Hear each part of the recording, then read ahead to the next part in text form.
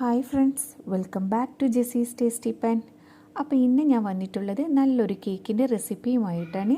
ഇത് നമുക്ക് വൈകുന്നേരം ചായയുടെ കൂടെയൊക്കെ കഴിക്കാനായിട്ട് പെട്ടെന്ന് തയ്യാറാക്കാൻ പറ്റിയ ഒരു അടിപൊളി കേക്കാണിത്. ഇത് നമ്മൾ ഓവനില്ലാതാണ് തയ്യാറാക്കുന്നത്. അതുപോലെ തന്നെ ഇതിൽ ബീറ്ററൊന്നും ഉപയോഗിക്കുന്നില്ല. ഒരു 5 മിനിറ്റിൻ്റെ കാര്യമുള്ളൂ. ഇത് മിക്സ് ചെയ്തെടുക്കുക, പിന്നെ ബേക്ക് ചെയ്യേണ്ട സമയം മാത്രം, അത്രയേ ഉള്ളൂ. അപ്പോൾ നമുക്ക് വൈകുന്നേരം കുട്ടികൾക്കൊക്കെ സ്കൂളിട്ട് വന്നാലൊക്കെ പെട്ടെന്ന് തയ്യാറാക്കി കൊടുക്കാൻ പറ്റിയ നല്ലൊരു അടിപൊളി കേക്കാണിത്. അപ്പോൾ നമുക്കിതെങ്ങനെ തയ്യാറാക്കും നോക്കാം.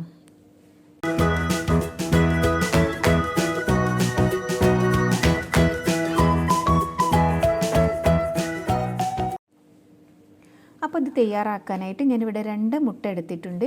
അപ്പോൾ ഇതൊരു മിക്സിയുടെ ജാറിലേക്ക് ഇട്ട് കൊടുക്കാം. നമ്മളെല്ലാം കൂടി മിക്സിയിലൊന്ന് അടിച്ചെടുത്തിട്ടാണ് കേട്ടോ ഉണ്ടാക്കുന്നത്. അതുകൊണ്ട് തന്നെ ഇത് പെട്ടെന്ന് ഉണ്ടാക്കിയെടുക്കാനായിട്ട് പറ്റും.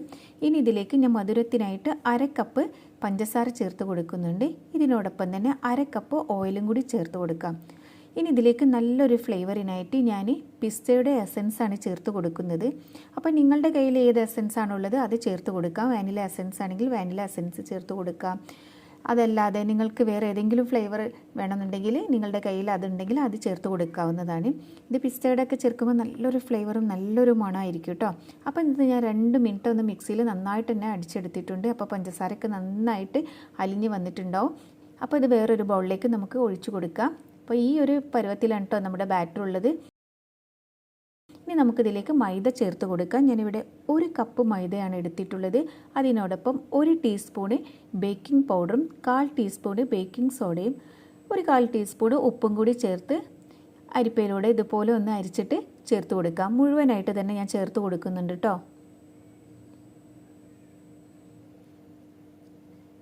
ഇനി ഒരു വിസ്ക് ഉപയോഗിച്ചിട്ട് നമുക്ക് മിക്സ് ചെയ്തെടുക്കാം. ഇത് പെട്ടെന്ന് തന്നെ മിക്സായി കിട്ടും കേട്ടോ. പിന്നെ നമ്മൾ മൈദയും ബേക്കിംഗ് പൗഡറും ബേക്കിംഗ് സോഡയൊന്നും ആദ്യം തന്നെ അരിച്ചെടുക്കേണ്ട ആവശ്യമില്ല. ഡയറക്റ്റ് തന്നെ നമുക്കിതിലേക്ക് ചേർത്ത് കൊടുക്കാവുന്നതാണ്. അപ്പോൾ ഒരു 2-3 മിനിറ്റ് മതി കേട്ടോ മൈദ ഇതിൽ മിക്സ് ആവാനായിട്ട്. ഇത് കട്ട പിടിക്കുക ഒന്നും ചെയ്യില്ല. ഇനി നിങ്ങളുടെ കയ്യിൽ വിസ്ക് ഇല്ലെങ്കിൽ നല്ല വലിയൊരു സ്പൂൺ ഉപയോഗിച്ചിട്ട് ചെയ്തെടുത്താലും മതി. ഇനി ഇതിലേക്ക് നമുക്ക് 1/2 കപ്പ് പാല് ചേർത്ത് കൊടുക്കാം. ആദ്യം 1/2 കപ്പിൻ്റെ പകുതി ചേർത്ത് നന്നായിട്ടൊന്ന് മിക്സ് ചെയ്ത് കൊടുത്ത ശേഷം ബാക്കി ചേർത്ത് കൊടുത്താൽ മതി. അപ്പോൾ ഇതിലേക്ക് ഞാൻ കുറച്ചുകൂടെ പിസ്തയുടെ എസൻസ് ചേർത്ത് കൊടുക്കുന്നുണ്ട്. നല്ലൊരു കളറ് കിട്ടാനായിട്ടാണ് കേട്ടോ. അപ്പോൾ അതൊന്നും നിർബന്ധമല്ലേ, നിങ്ങൾക്ക് ആവശ്യമുണ്ടെങ്കിൽ മാത്രം ചേർത്ത് കൊടുത്താൽ മതി. പിന്നെ ഇതിലേക്ക് ഞാൻ ബാക്കിയുള്ള പാലും കൂടി ചേർത്ത് മിക്സ് ചെയ്തെടുത്തിട്ടുണ്ട്. അപ്പോൾ നമ്മുടെ ബാറ്റർ ഇവിടെ റെഡി ആയിട്ടുണ്ട്. വെറും 3 മിനിറ്റ് മാത്രമേ എടുത്തിട്ടുള്ളൂ കേട്ടോ ഇത് മിക്സ് ചെയ്യാനായിട്ട്. ഇനി നമുക്കിത് ബേക്ക് ചെയ്തെടുക്കാം. അപ്പോൾ ഞാനിവിടെ ലോഫ് പാനാണ് കേട്ടോ എടുത്തിട്ടുള്ളത്. നിങ്ങളുടെ കയ്യിൽ ഏത് പാനാണോ ഉള്ളത് അതിലേക്ക് ഒഴിച്ച് കൊടുക്കാം. ഈ ലോഫ് പാനിൽ ഞാനൊന്ന് ഓയിൽ സ്പ്രെഡ് ചെയ്ത് കൊടുത്ത ശേഷം ബട്ടർ പേപ്പർ വെച്ച് കൊടുത്തിട്ടുണ്ട്. അപ്പോൾ നിങ്ങളുടെ കയ്യിൽ ബട്ടർ പേപ്പർ ഇല്ലെങ്കിൽ ഒന്ന് മൈദ ഒന്ന് ഡസ്റ്റ് ചെയ്തെടുത്താൽ മതി കേട്ടോ. അപ്പോൾ ബാറ്റർ ഒഴിച്ച് കൊടുത്ത ശേഷം ഒന്ന് ടാപ്പ് ചെയ്ത് കൊടുക്കണം, എയർ ബബിൾസ് ഒക്കെ ഉണ്ടെങ്കിൽ പോകാനായിട്ട്. പിന്നെ ഇതിൻ്റെ മുകളിൽ ഞാനൊരല്പം പിസ്ത പൊടിച്ചിട്ട് ചേർത്ത് കൊടുക്കുന്നുണ്ട്. നിർബന്ധമില്ല, നിങ്ങളുടെ കയ്യിൽ ഏതാണോ ഉള്ളത് എന്താണോ ഉള്ളത് അത് ചേർത്ത് കൊടുക്കാം. ഇനി ഒന്നും ഇട്ടിട്ടില്ലെങ്കിലും നല്ല ടേസ്റ്റാണ് കേട്ടോ. അപ്പോൾ ഞാനിവിടെ ഒരു സോസ് പാനിൽ ഒരു റിങ് വെച്ചിട്ട് അതൊരു 10 മിനിറ്റ് മീഡിയം ടു ലോ ഫ്ലെയിമിൽ ചൂടാക്കാനായിട്ട് വെച്ചിട്ടുണ്ട്. അടച്ച് വെക്കണം കേട്ടോ. അപ്പോൾ 10 മിനിറ്റ് കഴിഞ്ഞിട്ടുണ്ട്. നമ്മുടെ പാൻ ഇവിടെ നന്നായിട്ട് ചൂടായി വന്നിട്ടുണ്ട്. അതിലേക്ക് നമ്മുടെ ബാറ്റർ ഒന്ന് ഇറക്കി വെച്ച് കൊടുക്കാം. ഇനി ഒരു 35 to 40 മിനിറ്റ് നമുക്കത് ബേക്ക് ചെയ്തെടുക്കാം. അപ്പോൾ അതിൻ്റെ ഇടയിലൊന്ന് തുറന്ന് നോക്കരുത് കേട്ടോ. ഒരു 30 to 35 മിനിറ്റ്സ് കഴിഞ്ഞാൽ മാത്രം തുറന്ന് നോക്കിയാൽ മതി. ഇപ്പോൾ ഏകദേശം ഒരു 40 മിനിറ്റ്സ് ആയിട്ടുണ്ട്. അപ്പോൾ അതാ നമ്മുടെ കേക്ക് നന്നായിട്ട് ബേക്കായി വന്നിട്ടുണ്ട് കേട്ടോ. അപ്പോൾ അതാ കേക്ക് നന്നായിട്ട് ചൂടാറിയിട്ടുണ്ട്. അപ്പോൾ സൈഡെല്ലാം ഞാനൊരു കത്തി ഉപയോഗിച്ചിട്ട് ഒന്ന് ഇളക്കി കൊടുത്തിട്ടുണ്ടായിരുന്നു. ഇനി നമുക്കിതൊരു പ്ലേറ്റിലേക്ക് മാറ്റാം. അപ്പോൾ അതാ നമ്മുടെ കേക്ക് നല്ല അടിപൊളിയായിട്ട് തന്നെ വന്നിട്ടുണ്ട് കേട്ടോ. ഒരു എന്താ പറയുക, സൈഡൊന്നും കരിഞ്ഞു പോവുകയോ അടിഭാഗം കരിഞ്ഞു പോവുകയോ ഒന്നുമില്ല. നല്ല അടിപൊളി നല്ല സോഫ്റ്റ് ആയിട്ടുള്ള കേക്കാണിത്. നന്നായിട്ട് ചൂടാറിയതിന് ശേഷം മാത്രം ഈ കേക്ക് കട്ട് ചെയ്താൽ മതി കേട്ടോ. ചൂടോട് കൂടി കട്ട് ചെയ്യുകയാണെങ്കിൽ ഏത് കേക്കാണെങ്കിലും പൊടിഞ്ഞു പോകും. അപ്പോൾ നന്നായിട്ടൊന്ന് തണുക്കട്ടെ. തണുത്ത് വന്നതിന് ശേഷം മാത്രം കട്ട് ചെയ്ത് എടുക്കാം കേട്ടോ. അപ്പം ഇവിടെ കേക്ക് നന്നായിട്ട് തണുത്ത് വന്നിട്ടുണ്ട്. അതിന് ശേഷമാണ് ഞാനിത് കട്ട് ചെയ്തിട്ടുള്ളത്.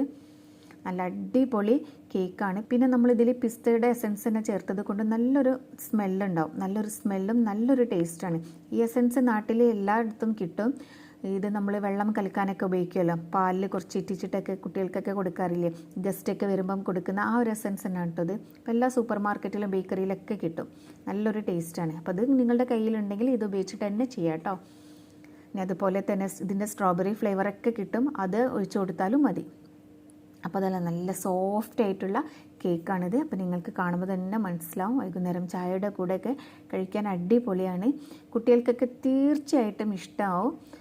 അപ്പോൾ നല്ല ടേസ്റ്റി ആയിട്ടുള്ള ഈ യമ്മി കേക്ക് നിങ്ങളെല്ലാവരും ഒന്ന് ട്രൈ ചെയ്ത് നോക്കൂ. ഇതിൻ്റെ മുമ്പ് ഞാൻ ഒരുപാട് കേക്കിൻ്റെ റെസിപ്പി ഇട്ടിട്ടുണ്ട്.